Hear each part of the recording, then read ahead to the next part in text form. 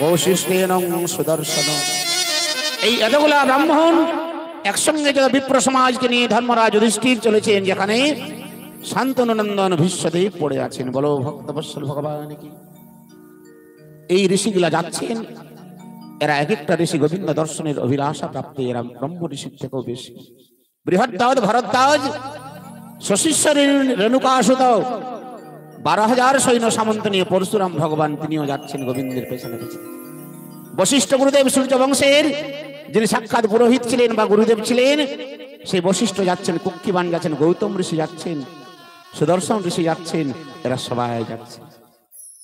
ওইখানে বসে বসে চিন্তা করছেন, না না আমি কি গোবিন্দকে আরো পাবো? আমি কত বড় পাপের আশ্রয় করেছি, দুর্যোধনকে সাহায্য করে। আমার কি সরস্বতী পড়া উচিত ছিল? এই অধর্মের সঙ্গে সঙ্গতে যে সঙ্গত ওই রঙ্গত, এটা হয়ে গেল। মরতে মরতেও যদি আমি গোবিন্দ দর্শন করতে পারি সেটা ভালো। তবে মনে হয় আমাকে কোনোদিন ভগবান গোবিন্দ ভালোবাসেন না, সেই জন্য দর্শন দিবেন না মনে হয়। এইসব চিন্তা ভাবনা করছেন। আর কোন দিকের থেকে চন্দন, অগুরু চন্দন, তুলসীর গন্ধ তিনি পেতে শুরু করলেন। মনে মনে চিন্তা করলেন ভীষ্মদেব, এই অগুরু চন্দনের গন্ধ এটা গোবিন্দের অঙ্গগন্ধ ছাড়া অন্য কিছু নয়। যেমন এই মাথা উত্তোলন করে দেখছেন, ওই তো অর্জুনের সারথি হয়ে ভগবান শ্রীকৃষ্ণচন্দ্র আসছেন। দ্রবিত হয়ে গেলেন ভীষ্মদেব। আসেনি ভগবান কৃষ্ণ সবার থেকে প্রণাম করলেন, ভীষ্মদেব দণ্ডবোধ প্রণাম।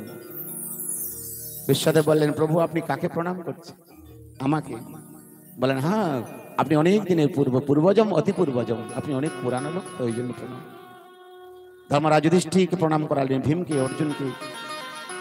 ভীম প্রণাম করো। সবাই প্রণাম করলেন। বাবা দুলোক বাদ থাকে গেল, কে কে? দ্রৌপদী আর ভীম। বলো ভক্তবৎসল ভগবান কি। আমরা দুজন এটাকে প্রণাম করবো। ভীম চলে আসো, প্রণাম করো। বলে কৃষ্ণ আপনারা যত পাচ্ছেন প্রণাম করুন, আমরা দুজন বাদেই থাকবো। বলো ভক্তবৎসল ভগবান কি। আরে কেন বাদ? মাথাটা নত করে চুপচাপ থাকেছেন, কিছু বলেন না। বিশ্বদেব বুঝতে পারলেন কেন প্রণাম করছেন। দ্রৌপদী বৌমা সামনে দিকে আসো গো, প্রণাম করবে না তুমি? আরে ওই ভীষ্মটা নয় যেটা দুর্যোধনের সভায় তুমি যে ডাকেছিলে, বস্ত্রহরণ করেছিলেন, সেটা রক্ষা করতে পারলাম না, ওই ভীষ্মটা আগেই মরে গেছে। এটা অন্য ভীষ্ম বটে, আমার সামনে দিকে আসো। বলো ভক্তবৎসল। দুর্যোধনের অন্ন সেবা করে করে আমার ভক্তি প্রেম ধর্ম সব নষ্ট হয়ে গেছিল। তাই বললেন, বিষয়ের অন্ন খাইলে মলিন হয় মন, আর মনিল মনে কৃষ্ণ না হয় চিন্তন। বিষয়ের অন্ন খালে মানুষের ভক্তি নাশ হয়, প্রেম নাশ হয়, জ্ঞান নাশ হয়, ধর্ম নাশ হয়। আমি দুর্যোধনের অন্ন সেবা করে করে আমার মনটাই একবারে কলুষিত হয়ে গেছে। হে বৌমা, এখন আর ওই ভীষ্মটা নয়। অর্জুনের বানের আঘাতে দুর্যোধনের অন্নে যত রক্ত হয়েছিল, সব রক্ত শেষ হয়ে আমি এখন বানগঙ্গার জল সেবা করে করে আমি পবিত্রময় দেহ নিয়েছি। এখন আর ওই ভীষ্মটা নয়। বৌমা প্রণাম করবে না? যেমন বলেছেন, ভীম এবং দ্রৌপদী বিশ্বদেবীর চরণ কমলে প্রণিপাত করলেন। বলো ভক্তবৎসল ভগবান। ধর্মরাজ যুধিষ্ঠিরকে মাথায় হাত দিয়ে বলছেন, অহো কষ্টমাবাদ্যেন বসনাং ধর্মনন্দন জীবতী নাট্যং কৃষ্ণে হৃষ্টাতং নাট্যোত্তজ। হে ধর্মরাজ যুধিষ্ঠির, তোমার কত কষ্ট হয়েছে বলো। গোবিন্দকে আশ্রয় নিয়েছো, শ্রী ভগবানের ছত্র ছায়ায় তুমি আছো, তথাপি কষ্টের তোমার শেষ নাই। অর্জুন, তুমি কাকে সারথি করেছিলে? রথটাকে এই দিকে নিয়ে চলো, রথটাকে এই দিকে নিয়ে চলো। তোমার কি কৃষ্ণ চাকর নাকি?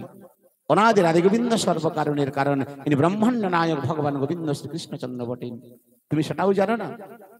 আরে ব্রহ্মাদি দেবগণ যার চরণকে পাবার জন্য জন্ম জন্ম মনে যত্ন করা হি অন্তরাম কহি আবত নাহি, এত বড় পুণ্যময় ভগবান ব্রহ্ম সচিদানন্দ।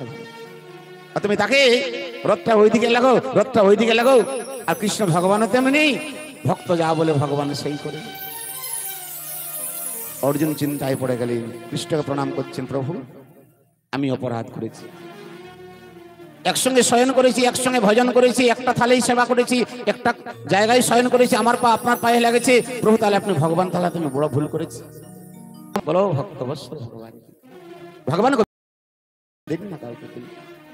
অর্জুনের ভক্তিটাকে ঈশ্বর গোবিন্দকে সেটা গোপন ভাবে অর্জুনকে দেখালেন। ওই বিশ্বদেবী